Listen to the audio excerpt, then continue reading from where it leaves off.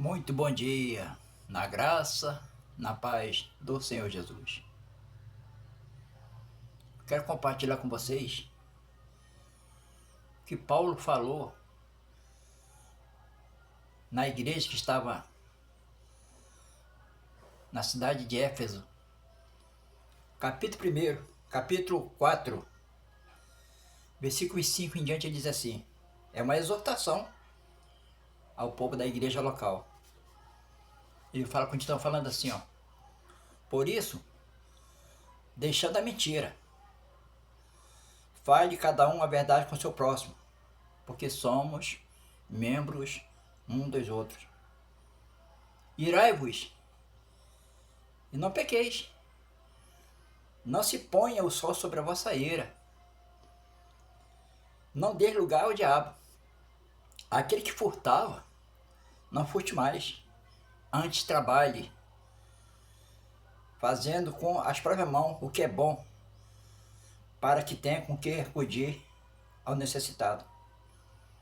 Não saia da vossa boca nenhuma palavra torpe, e sim unicamente a que for boa para edificação, conforme a necessidade, e assim transmita a graça aos que ouvem. E não entristeçai o Espírito de Deus, no qual fostes selados para dia da redenção. De longe de vocês toda amargura e cólera, e ira, e gritaria, e blasfêmias, e bem assim toda malícia. Antes sejam para com os outros benignos, compassivos, perdoando-vos uns aos outros, como também Deus em Cristo vos perdoou. Paulo estava dizendo que por sermos membros um dos outros, igreja local, não devemos mentir, devemos falar sempre a verdade com o meu próximo. Ele também diz que eu não devo mirar e não pecar, que não devemos pôr sobre a nossa ira o sol. Ou seja, Paulo está dizendo aqui que quando você dá lugar à ira, você sobressai de uma tal maneira irado, tá? Com grande calor, com grande, sabe assim, ira, que você acaba pecando. E ele diz assim: não dê lugar ao diabo. Quando é que eu dou lugar ao diabo? Quando dou lugar à minha ira. Quando eu não sei perdoar. Quando eu não entendo as pessoas mais simples, aquelas que estão em minha volta. Quando eu faço isso, ou deixo de fazer, estou dando lugar ao diabo. O diabo, ele é o acusador. Quando você ira e maltrata teu próximo, teu semelhante, Satanás como acusador, o diabo como acusador, ele diz para Deus: olha só teu servo aí, ó. Olha aí teu servo aí. Está te acusando. O diabo está te acusando diante de Deus. E Paulo diz que nós devemos irar-vos e não pecar. Eu não tenho que deixar a minha ira, tá, ser mais forte do que os raios do sol. Nós sabemos que o raio do sol queima, né? A ira, sem controle, é comparada, entendeu, ao ardor do sol. E ele diz aqui: aquele que furtava, não furte mais. Antes trabalhe, fazendo com a própria mão o que é bom, para que tenha com que acudir ao necessitado. Se agora eu sou uma nova criatura em Cristo Jesus, eu tenho que parar de furtar, eu tenho que parar de roubar, eu tenho que parar de fazer tudo que não agrada a Deus. Agora, como nova criatura, eu tenho que trabalhar com minhas próprias mãos. Mas por que que eu tenho que trabalhar com a minha própria mão? Visto que eu aceitei um Cristo que é amor por excelência, e o meu trabalho honesto com minhas próprias mãos, eu vou ter como também socorrer aqueles necessitados.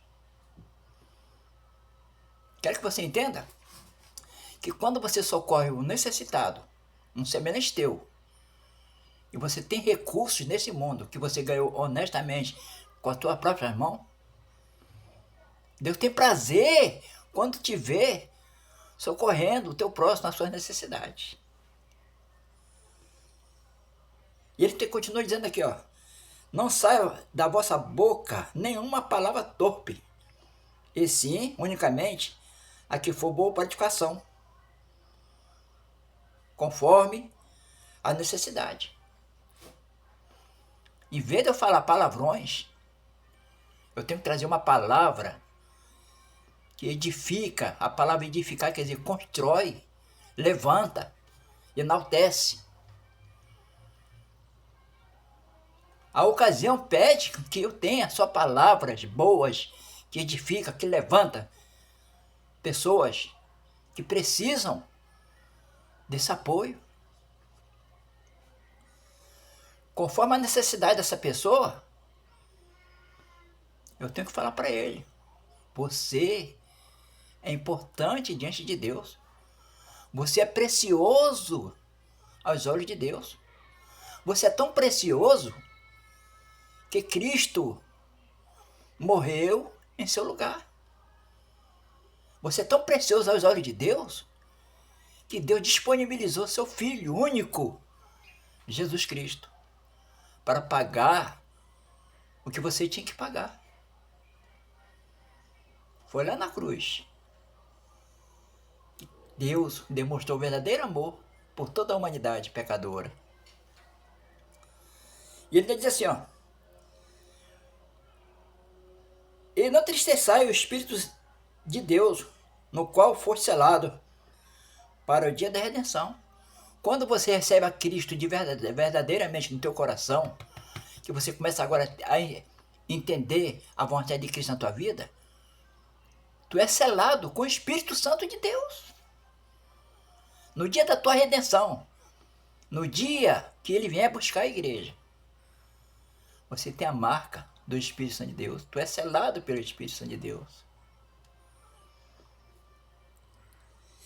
Paulo continua dizendo: longe de vós, de vocês, toda amargura e cólera, e ira, e gritaria, e blasfemas, e bem assim toda malícia. Meu irmão, se realmente eu tenho e fui selado pelo Espírito Santo de Deus, eu tenho que afastar de mim toda cólera, ódio, ira, e gritaria, e até blasfêmias, e também toda malícia. O cristão verdadeiro, aquele que realmente tem a mente de Cristo, ele não pode ser malicioso. Eu entendo que a malícia quer dizer que você tem dois pensamentos. Você planeja. A malícia é como se fosse um plano. Em tudo você vê maldade. Em tudo você vê erro. Olhe para o meu próximo e digo para ele assim: você não tem mais jeito. Isso é malícia. Mas eu vou entrar com a palavra de edificação, dizendo: olha só, tu é importante para Deus. É mais fácil eu falar que tu é importante para Deus do que dizer assim: para você não tem mais jeito. E Paulo continua dizendo aqui, ó: antes, sede um para com os outros benignos. Paulo exorta a igreja em Éfeso que eles deveriam ser bons